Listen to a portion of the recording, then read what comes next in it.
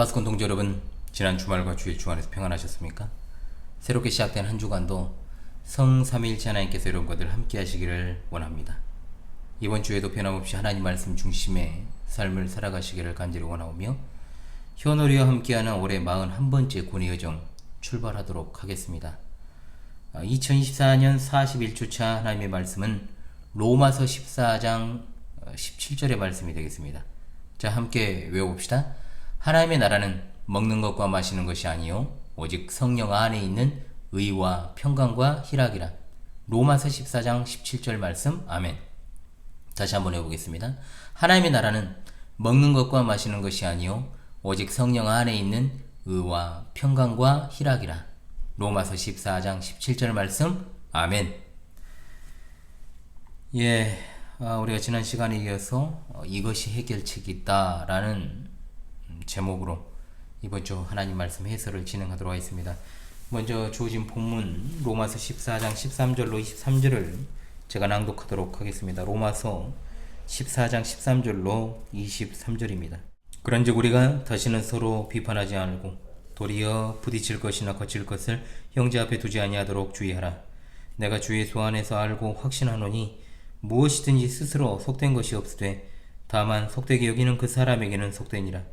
만일 음식으로 말미암아 내 형제가 근심하게 되면 이는 내가 사랑으로 행하지 아니함이라. 그리스도께서 대신하여 죽으신 형제를 내 음식으로 망하게 하지 말라. 그러므로 너희의 선한 것이 비방을 받지 않게 하라. 하나님의 나라는 먹는 것과 마시는 것이 아니오 오직 성령 안에 있는 의와 평강과 희락이라. 이로써 그리스도를 섬기는 자는 하나님을 기쁘시게 하며 사람에게도 칭찬을 받느니라. 그러므로 우리가 화평의 일과 서로 덕을 세우는 일을 힘쓰나니 음식으로 말미암아 하나님의 사업을 무너지게 하지 말라. 마무리 다 깨끗하되 거리낌으로 먹는 사람에게는 악한 것이라. 고기도 먹지 아니하고 포도주도 마시지 아니하고 무엇이든지 내 형제로 거리끼게 하는 일을 아니함이 아름다우니라. 내게 있는 믿음을 하나님 앞에서 스스로 가지고 있으라. 자기가 옳다 하는 바로 자기를 정죄하지 아니하는 자는 복이 있도다. 의심하고 먹는 자는 정죄되었나니 이는 믿음을 따라 하지 아니하였기 때문이라. 믿음을 따라 하지 아니하는 것은 다 죄니라. 아멘. 바울 사도가 앞선 로마서 14장 1절로 12절까지 내용을 통해서 여러분 같은 주제로 제가 2주 연속 해설을 했죠. 음식 문제나 절기 준수 문제로 등 인해서 성도 간에 서로 판단하는 것을 금하는 권면을 했습니다. 즉 아디아포라 선악간의 문제, 본질적인 근본 교리에 관한 문제가 아니라 양심과 관습에 따른 문제에 대해서 다른 사람을 판단하지 말라고 하는 권면을 1절로 12절까지 줬다고 한다면, 자, 오늘 본문 말씀은 보다 적극적으로 이제 교회에 있는 연약한 형제를 위한 자신의 자유와 절제 그리고 믿음의 행동에 대한 책임을 강조하기 때문에 적극적인 이제 해결책을 제시하는 부분이다. 그래서 이것이 해결책이다라는 제목으로 해설을 하는 것입니다. 바울 사도는 신앙생활에 있어 본질적이지 않은 아디아포라의 문제로 서로 분쟁하거나 논쟁을 삼지 말고 서로 섬기는 마음으로 배려할 것을 분명하게 권면하고 있습니다. 그것의 핵심은 무엇입니까? 바로 형제를 판단하지 말고 형제를 사랑해야 한다는 거죠. 형제로 넘어지게 하지 말고 도리어 형제를 세우며 위하는 것이 바로 사랑입니다. 이 당시 문제와 같이 형제의 어떤 고기나 포도주의 문제로 거리낌을 가지고 그 약한 자를 위해서 고기도 먹지 아니하고 포도주도 마시지 않는 것이 아름다운 일이라는 거죠. 이런 문제에 있어 자기가 옳다고 생각하는 것이 있다면 스스로 그것을 간직하고 있으면 되는 것이지 형제를 정죄하거나 판단해서는 안 된다는 겁니다. 주께서 사랑하시는 우리 파스콘 동지들이여, 이번 주 하나님 말씀 바울 사도를 통한 귀한 이 말씀을 통해 교회 내에서 본질이 아닌 것에 대해서, 다른 성도에 대해서 또는 다른 지역교회 지체에 대해서 보편교회에 쉽게 우리가 취할 수 있는 판단이나 정죄를 멀리하고 믿음이 강한 자가 되어서 주를 위하는 일이 곧 다른 형제를 세우는 이름을 기억하고 책임있는 성도로서 살아갈 수 있기를 간절히 소망합니다. 첫째로, 자신의 신앙의 자유로 형제를 실족하게 하지 말아야 됩니다. 13절로 15절의 내용입니다. 이 부분은 자신에게 부여된 신앙의 자유로 형제를 실족하게 만들어서는 안 된다. 13절은 사실 10절로 12절과 연결이 됩니다. 즉 세상 마지막 날 하나님의 개인적 심판, 즉 결산하는 날이 반드시 이루어지기 때문에 다시는 상대방을 판단하지 말라는 거죠. 여기 비판하다라고 하는 단어는 비난하다, 헐뜯다 라는 의미로 사용되었습니다. 즉 하나님의 심판하심을 믿는 성도라면 더 이상 비난해서는 안 된다는 강렬한 권고의 의미를 전달하는 것입니다. 그리스도의 몸된 교회에서 성도끼리 지체간 비난하고 헐뜯으면 이게 보통 심각한 문제가 아닙니다. 그리스도의 명령을 어기는 것일 뿐만 아니라 결국 교회를 무너뜨리는 일이 되기 때문입니다. 인간에게 있는 아주 못되고 악한 본성을 지적하는 거죠. 타락한 인간들은 항상 남을 비판하는 속성이 있습니다. 그런데 그 속에는 무엇이 있을까요? 자신이 높아지고자 하는 심성이 있습니다. 다른 사람의 문제에 대해서 비판하면서 자기는 그렇지 않다라는 것을 소극적으로 드러내는 거죠. 또한 인간을 넘어뜨리고자 하는 교묘한 습성을 지니고 있습니다. 그런 악행을 하면서도 아닌 것처럼 가장하고 자기 자신을 합리화할 수 있는 여지를 남겨둡니다. 바울 사도는 이제 하나님을 믿는 성도로서 그런 악행을 절대로 저지르지 말 것을 당부합니다. 이미 우리가 앞서 아디아포라 문제, 즉 교회 안에서 본질과 비본질의 문제를 명확히 하고 특별히 비본질적인 문제를 가지고 남을 비판하고 편드는 행위를 하지 말아야 된다라고 했습니다. 즉 자기 판단이 신앙적 표준이 되는 양 다른 사람들로부터 동의를 구하고자 해서는 안 된다는 겁니다. 선동가죠 이것들은. 그것은 아주 미숙한 태도인데 그리스도의 형상을 입은 성도들은 그런 유치한 태도로 빨리 벗어 던져야 된다는 거죠. 서로 판단하지 말고 부딪힐 것이나 거칠 것을 형제 앞에 두지 않도록 조심해야 한다고 하지 않습니까? 부딪힐 것은 어떤 것에 부딪혀 넘어지게 하는 것을 말합니다. 거칠 것은 넘어지도록 유인하여 죄에 빠지게 하는 것을 의미하죠. 당연히 이러한 행위를 의도적으로 하는 것은 진짜 악한 것이지만 그렇지 않다고 해도 믿음이 약한 형제가 혹 내가 무심코 행한 행위로 말미암아서 죄에 빠지게 하는 것을 행하면 안 됩니다. 당시 상황으로 따졌을 때 우상에게 바쳐졌다고 나온 고기를 우리가 먹으면 믿음이 약한 형제는 거리낌을 받고 심지어 우상을 위하는 제사에 참여해도 된다라는 오해를 줄 수도 있다는 거죠. 저번 시간에 몇 가지 일례를 들었습니다. 교회에서 누군가 고난당할 때 함부로 판단하지 마라. 가령 뭔가 잘못이 있어서 그런다고 하거나 또는 뭔가를 깨닫게 하시려고 하나님이 이런 일을 행하신다. 쉽게 말하거나 또는 자신은 말씀과 기도 생활하는 것에 있어 자기가 하고 있는 기준에 맞춰서 그렇게 하지 못하는 사람에 대해서 덜 경건하고 영적이지 못하다고 판단하는 것. 그리고 자신의 어떤 경건의 습관, 신앙의 패턴, 생활 패턴들을 갖다 예로 들어서 그런 정도의 수준에 있지 못하거나 다른 어떤 결을 가지고 있는 사람들을 갖다가 판단하면서 정죄하고 또 자신의 기준으로 율법주의적인 태도를 보이는 것. 이거 정말 안 됩니다, 이거. 아예 안 하는 사람은 차치하고, 우리 정말로, 우리 예를 들어서 우리 교회 성도들 같은 경우에는 소극적이거든요. 성격 자체가 그런 걸 어떡하겠어요. 소극적이다고 해가지고 무슨 할 것을 안 하고 그러진 않습니다. 그래서 원래부터가 소극적이어서 말 안 하는 것을 두고 믿음이 없어서 아멘 소리도 작고 영적으로 약하다 이렇게 말하면 그것은 진짜로 잘못 판단하고 있는 거죠. 14절에서 바울 사도가 주 안에서 알고 확신하는 것에 대해서 말합니다. 무엇이든지 스스로 속된 것이 없을 때 다만 속되게 여기는 그 사람에게는 속되다. 여기서 속되다라고 하는 것은 원래의 뜻이 이제 공통해라는 말입니다. 보통이라는 말도 되고요. 또 여기서처럼 속되다, 부정하다, 가증하다라는 뜻도 됩니다. 즉 하나님께서 지으신 것은 원래 다 선하지만 속되게 여기는 사람한테는 속되다는 것입니다. 예수 그리스도께서 오신 이후 음식 자체에 거룩한 음식 없어요. 속된 음식 없습니다.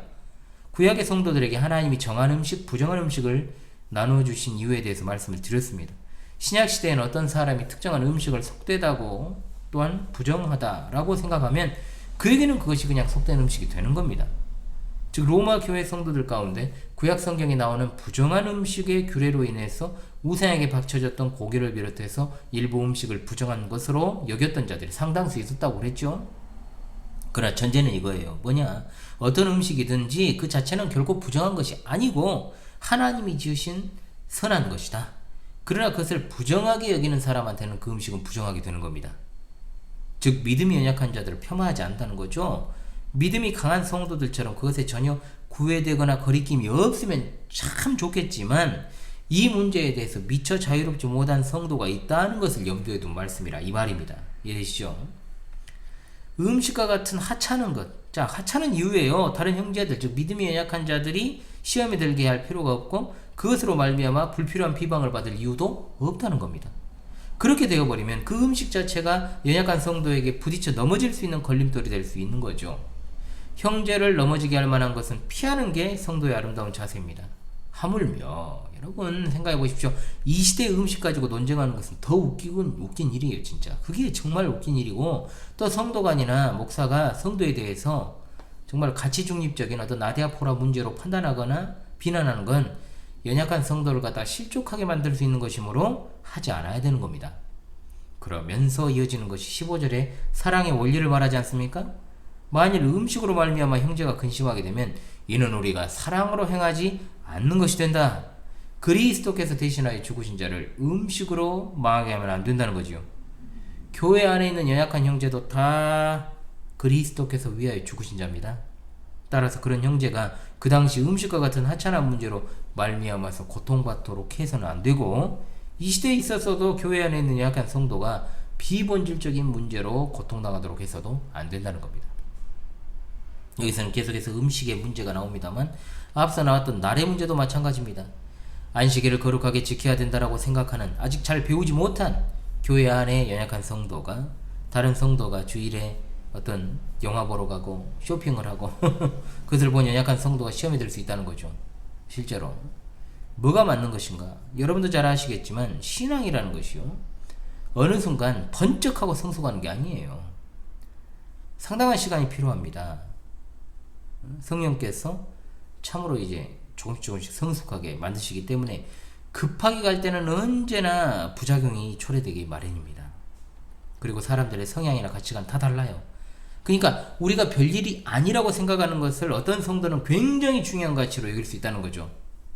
예를 들어서 우리 교회는 현대의 성탄절을 중요하게 여기지 않습니다. 그리고 관련 행사를 하지 않습니다. 배격합니다. 정확히 말하면 배격합니다. 그러죠? 현대의 성탄절이나 부활절을. 그 이유에 대해서는 제 영상 보시면 되고요. 최근에 또 어떤 이상한 인간이 와가지고 실명을 칵 말해버리고 싶은데 이상한 댓글을 마저 길게도 써놨어요. 어차피 보지도 않을 거 제가.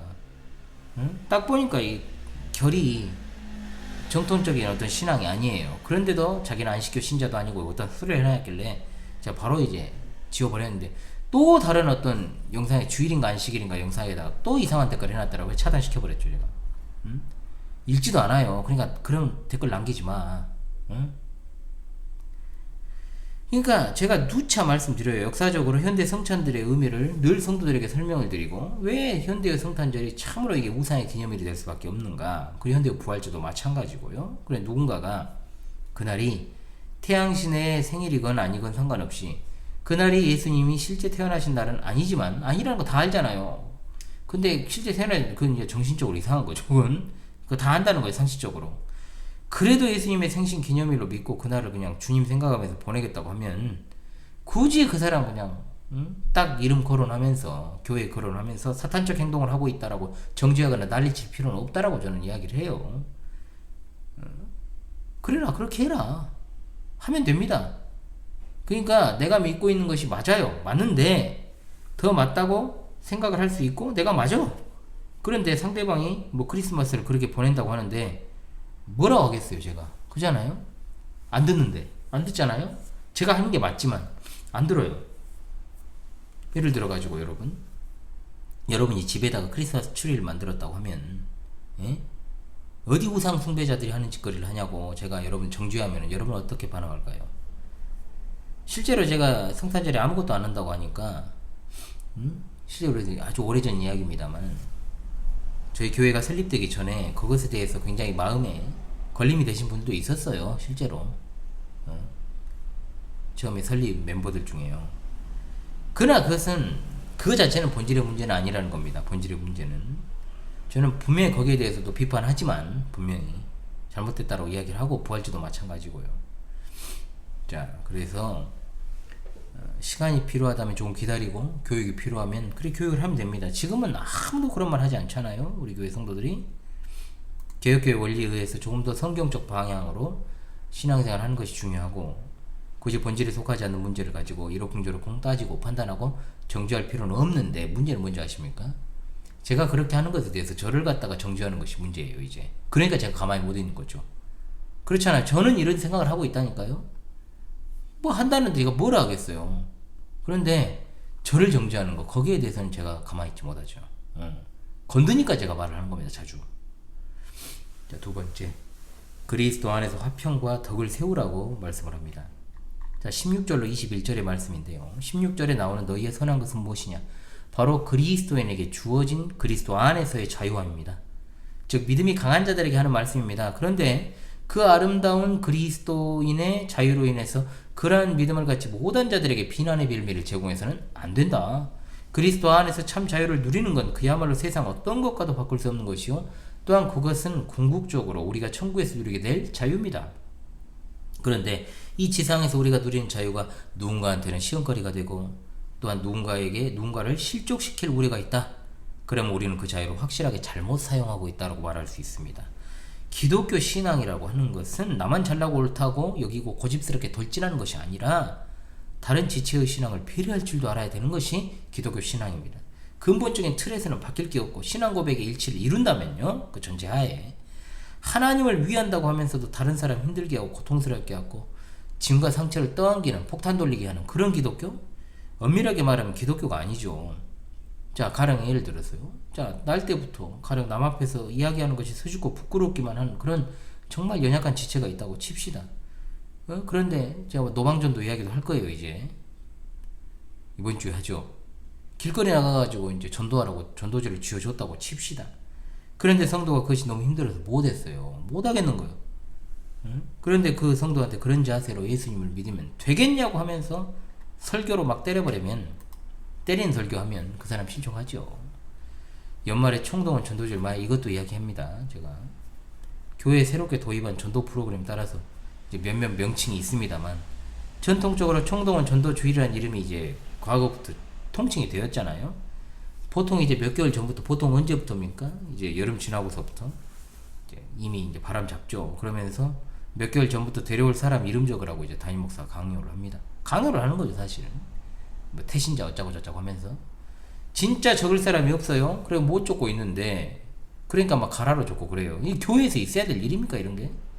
가령 설교로 이름 안 적은 사람들은 전도할 의지도 없고 정말 믿음이 약하고 하나님 나라에 관심이 없는 자들이라고 이렇게 막 해버리면 어떻게 되겠어요? 17절에 하나님의 나라는 먹고 마시는 것이 아닌 이번 주 말씀 해설 말씀입니다. 오직 성령 안에 있는 의와 평강과 희락이라 했습니다. 여기 나오는 하나님의 나라는 미래에 도래할 왕국이 아니고요, 현재 성도의 마음속에 진행되는 하나님의 통치를 말하는 겁니다. 하나님 나라 확장에 대해서 제가 조만간 이야기할 겁니다. 원래 같이 이야기하려고 했는데 아마 분량이 안 될 것 같고요. 본절에서 바울 사도는 하나님의 나라를 하나님의 통치권 안에 있는 성도와 교회라는 의미로 사용하면서 그리스도인의 자유의 위험과 방종을 경계하고 있습니다. 즉 하나님께서 다스리시는, 통치하시는 지상의 성도와 교회는 먹는 것과 마시는 것이 아니다. 즉 비본질적인 것이 마치 경건의 척도가 되는 것처럼, 가령 예를 들어서 예전에 새벽 기도하는 사람, 이거 제 영상이 있으니까 한번 찾아보세요. 새벽 기도하는 사람들은 경건하고 새벽 기도 안 하는 사람은 경건하지 못한 것처럼 생각하는 경향들이 더러더러 있었죠. 그런 식으로 해버리면 아침잠이 많은 현대인 다수 부류는 평생 경건하기도 힘듭니다. 그래서 저는 초창기에 과감하게 새벽 기도 없애버렸고, 매월 첫날 아침에 모이자고 해서 모였는데 그것도 안 돼요. 한 달에 한 번인데. 그러니까 폐지했어요. 수요 기도회도 같은 맥락에서 없어졌습니다만 여러 이제 목회자 상황도 있었고, 물론 그렇다고 해서 다른 사역을 제가 적게 하느냐, 그건 아닙니다. 다른 걸로 다 채워요. 성도들이 못 알아서 문제였지. 그때 당시에는 주중 말씀의 강설 시간을 제가 반드시 회복하려고 제가 그러고 있습니다. 근데 제 상황이 안 되니까 그것도 있고, 여러 가지로 굳이 제가 막 일부러 그렇게 막 떠밀고 훈련식으로 하냐, 맞고 품는 식으로 그렇게 목회해서는 안 되니까요. 그잖아요. 일단 제 상황 자체도 쉽지 않아서 수요일은 지금 이제 우리 자녀들 성경 교리학교 시간으로 보내고 있습니다. 그런데 만일 제가 안 모인 분들한테 전화를 해가지고 왜 그렇게 경건하지 않습니까? 라고 하면 저도 똑같은 사람 되는 겁니다. 예수님 당시에도 유대인들은 음식 먹기 전에 손 씻는 것이나 안식일 교리를 철저하게 지키고 그것이 경건의 척도가 되는 것처럼 여겼죠. 새벽기도는 한국교회 전통입니다. 전통입니다. 그런데 새벽기도를 경건의 척도로 가르치고 안 하는 사람 정죄하면, 정죄는 안 하더라도 하는 사람이 안 하는 사람을 마음에 품고 있다거나 그런 식으로 생각을 한다면, 저는 예수님이 유대 종교 지도자들에게 했던 말씀을 그대로 전하고 싶어요. 너희는 어찌하여 너희 전통으로 하나님의 계명을 범하느냐? 이뿐만 아니죠. 이게 수요일도 그렇고 금요일도 그렇고 하나님께서는 우리가 무엇을 먹고 무엇을 마시며 어떤 시간에 기도하고 어떤 시간에 말씀을 읽느냐에 대해서 중요하게 여기지 않으십니다. 가장 중요한 것은 하나님과의 관계. 또한 하나님의 통치 아래 있는 성도들은 여기 하반절에 나오는 성령의 열매, 성령에서 맺게 하시는 열매 이야기했죠. 제가 의와 평강과 희락의 삶을 살아가게 된다는 것이 핵심입니다. 의는 옳은 것입니다. 죄는 반대입니다. 우리는 의가 없습니다. 예수 그리스도를 믿음으로 말미암아 그리스도의 의가 우리에게 전가되었습니다. 이것이 바로 핵심 아닙니까? 비록 우리에게는 여전히 부족함과 연약함이 많지만 그래도 예수 그리스도 안에 있는 자들에 비해서 의로운 삶을 살아가는 것입니다. 평강은 하나님께서 자기 백성 곧 택함받은 자들에게 주시는 의인에게 주시는 복의 대표 주자 아닙니까? 고로 악인에게는 뭐가 없어요? 평강이 없는 겁니다. 희락은 기쁨입니다. 평강이 넘치니까 기쁨이 되죠. 이러한 의와 평강과 희락이라고 하는 것은 성령 안에서 또는 성령으로 주어진다라고 하는 사실을 믿으십시오. 왜? 성령의 열매니까요. 성령께서 우리 안에 거하심으로 우리가 의를 얻고 또 그 의 가운데 살게 됩니다. 성령으로 충만할 때 우리 안에 평강과 기쁨이 넘치게 되는 것이죠. 따라서 성령 충만을 받는 삶을 사는 것이 하나님의 나라 본질을 잘 드러내는 것입니다. 그러므로 18절에 이로써 그리스도를 섬기는 자는 하나님을 기쁘시게 하며 사람에게도 칭찬을 받느니라. 이로써 앞에는 왜냐하면이라는 접속사가 생략되었습니다. 여기서 핵심 뭐냐? 그리스도를 섬기는 자들, 즉 그리스도의 종된 자가 갖춰야 될 미덕이 있는데 그것이 바로 뭐냐? 형제에 대한 배려라 이 말입니다. 우리 동지들은 다 배려의 아이콘들이 다 되셨으면 좋겠습니다.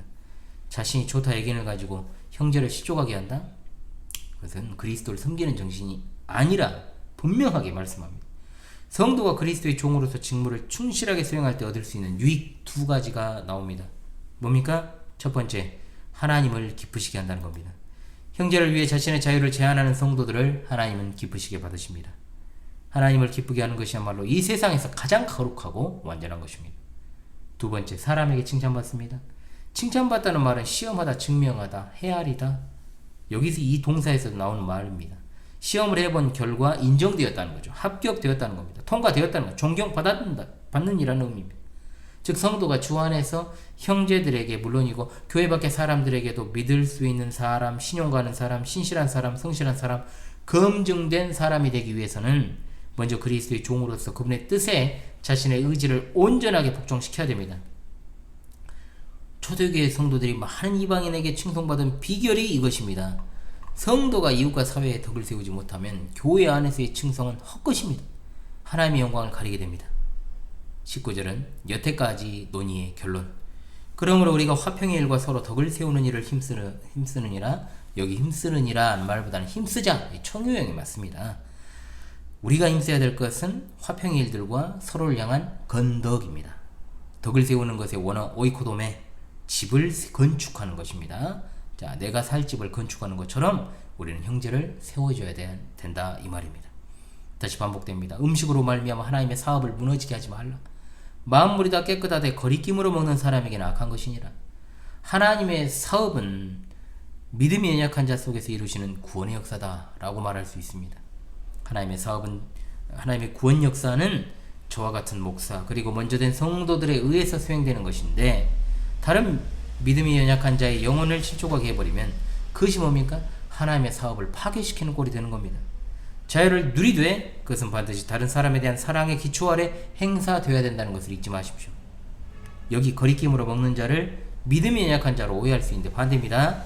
믿음이 강한 사람인데 거리낌을 가지고 음식을 먹는 건 이건 다른 형제 실족하게 하는 일이 될 수 있음을 알면서도 먹어서는 안 된다는 말입니다. 고기도 먹지 아니하고 포도주도 마시지 아니하고 즉 먹지 말라는 소리도 아니고 죄가 된다는 말도 아니고 건덕상 이렇게 하라는 거예요. 아시겠습니까 여러분? 형제를 위해 내가 할 수 있는 권리를 포기하고 양보하는 것이 사랑이요 하나님이 기뻐하시는 일인 줄로 믿습니다. 아멘. 셋째로 하나님 앞에서 자기 믿음의 행위에 대한 책임을 져야 한다라고 말씀하며 마무리하고 있습니다. 바울 사도는 22절에서 내게 있는 믿음을 하나님 앞에서 스스로 가지고 있으라. 당시 상황으로 따지면 시장에서 파는 고기와 포도주를 마음대로 먹고 마실 수 있는 강한 믿음을 가지고 있는 자라 할지라도 그것을 다른 사람에게 강요하지 말고 자기 스스로 가지고 있으라는 말입니다. 당연히 형제들에게 권면하고 책망해야 될 때도 있지만 이 경우처럼 자기의 믿음을 스스로 가지고 있어야 될 때가 있다. 가령 자기가 특별한 체험을 했다고 칩시다. 그러면 그것을 자신만 가지고 있지 않고 다른 연약한 이들에게 말해가지고 넘어지게 하는 사례도 많습니다. 방언을 지 혼자 하면 되지. 예를 들어서요. 현대 방언을 지 혼자 하면 되지. 왜 남한테 방언을 해라면 하는 거예요? 그냥 그것이 지 신앙의 결이고 지가 하고 싶으면 하라는 거예요. 응? 그리고 현대 방언은 성경적인 것이 아니잖아요. 응? 절대로 우리는 내가 가지고 있는 믿음을 기준으로 해서 다른 사람을 판단하거나 정죄해서는 안 됩니다. 그래서 바울사도는 자기가 옳다 하는 바로 자기를 정죄하지 아니하는 자는 복이 있도다 말합니다. 즉 믿음이 강한 자, 즉 스스로 그 믿음을 가지고 있는 자는 그리스도 안에서 성경적으로 자신이 옳다고 확신하여 행한 일에 대해서 끝까지 옳다라는 그 믿음을 가져야지 양심의 책망을 받아서는 안 된다는 말입니다. 믿음의 소신대로 행하였으므로 복이 있다. 성경이 아닌 자신이 옳다라고 생각하는 것을 기준으로 삼아서 자기를 판단하고 올가매는 사람이 있습니다. 절대로 이것은 지혜로운 일이 아니죠. 마지막 23절에 의심하고 먹는 자는 정죄되었다. 왜냐? 믿음을 따라 행하지 않았기 때문이다 라고 했습니다. 의심하고 먹는 자는 직역하면 의심하는 자가 만일 먹으면 이란 말입니다. 우상에게 바쳐진 고기를 먹어도 될까? 뭔가 꺼림칙한데 이런 생각을 가진 사람이 그런 고기를 먹으면 이미 정죄되었다는 말이죠. 아니 모든 음식은 감사함으로 먹어야 되는데 먹어도 될까? 안 될까? 마셔도 될까? 안 될까? 하나님이 정말 하는 그런 어떤 의심 가운데 먹었다면 하나님께 대한 감사가 있겠습니까? 아니면 또 모든 음식은 하나님이 주신 것이다 라고 하는 이 사실에 대한 확신이 있겠습니까? 의심했잖아요. 그러니까 먹기 전에 정죄가 됐다 이 말입니다. 믿음을 따라 하지 않은 것은 다 죄라 했습니다. 의심의 물결의 소용돌이가 그 마음에 넘침에도 억지로 했다. 그것은 하나님을 기쁘시게 할 수 없습니다. 바울사도는 당시 로마 교회 갈등 문제를 하나의 신뢰로 하여 믿음을 따라 하는 것이 중요하다는 것을 강조합니다. 아디아포라의 문제라고 할지라도 이에 대해서 믿음에 반하여 행동했다면 결국 죄가 된다는 것을 밝히므로 하나님 앞에서의 자기 믿음의 행위에 대한 책임을 분명하게 강조하고 있습니다. 주께 사랑하신 우리 파수꾼 동지들이여, 우리는 교회에서 나보다 자신보다 연약한 형제를 배려하는 자세를 가져야 됩니다. 그리하여 그들이 신앙생활을 잘 해나가끔 정말로 돕는 것이 사랑이고 올바른 신앙이잖아요. 그냥 지 고집대로 그냥 지 소신대로 하는 것이 다 옳다고 생각하고 또 옳은 것이라고 할지라도요, 너무 그렇게 하지 말라고요. 또 우리는 하나님 앞에서는 당연하고 사람들에게도 칭찬받아야 된다. 교회에서는 경건한 사람이라 칭송받는데 밖에서는 속물이라고 손가락질 받는다? 그보다 더 하나님 영광 가리고 진짜로 이 전도의 통로 자체를 그냥 아주 그냥 콘크리트 더미로 막아버리는 그런 어떤 일이 없어야 된다 이 말이에요. 선한 일을 하되 하나님 그리고 사람들에게도 칭찬받아야 됩니다. 또한 우리 모두는 믿음으로 행해야 됩니다. 한순간이라도 하나님을 의지하지 않고 의심하면 죄입니다. 먹든지 마시든지 무엇을 하든지 다 하나님의 영광을 위하여 하라고 그랬잖아요. 의심하고 할까 말까 하고 믿음으로 기도하지 않고 들으실까 안 들으실까, 성경을 읽는다고 뭐 달라질까 안 달라질까, 이렇게 하는 것이 죄다 이겁니다. 그걸 기억하시고 그리스도 안에서 참된 자유를 누리며 약한 자를 세워주는 복되고 거룩한 주의 교회의 백성들 다 되시기를 바랍니다. 다시금 이번 주 하나님 말씀 외우며 어떤 것이 해결책인지, 이것이 바로 해결책인지를 알아서 아름답게 신앙생활, 다른 일을 세워주는 신앙생활, 건덕으로 살아가는 신앙생활 되시기를 간절히 소망합니다. 하나님의 나라는 먹는 것과 마시는 것이 아니요 오직 성령 안에 있는 의와 평강과 희락이라. 로마서 14장 17절 말씀. 할렐루야 아멘.